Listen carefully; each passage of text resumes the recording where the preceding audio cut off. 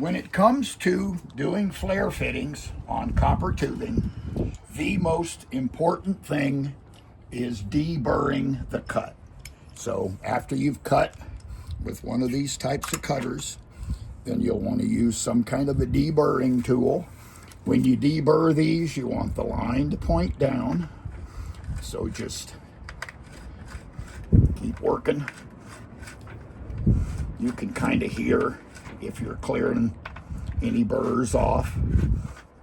Once you've done it, then you can inspect, touch with your fingers, deburr a little more if necessary.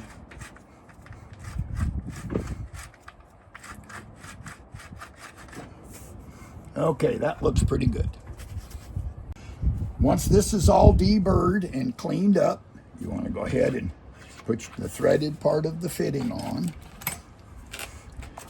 Then you can get your flaring tool,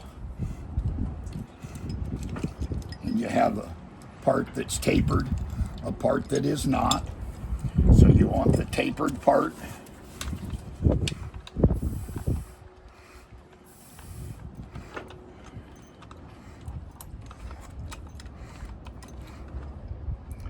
And what you want to do here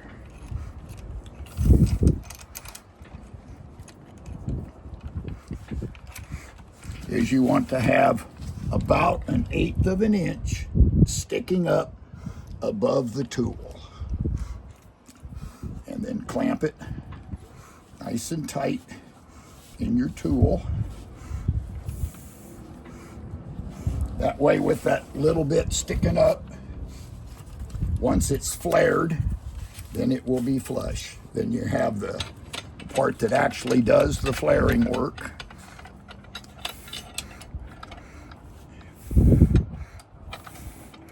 And get it fairly loose so that it will center itself. And then you want to tighten it.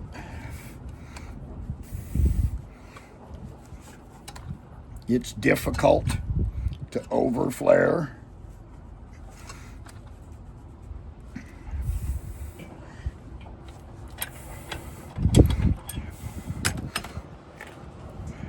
And as you can see, it's now flush with the tool.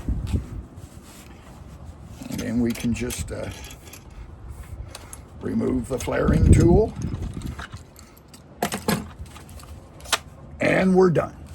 Thanks for watching, and please remember to like and subscribe.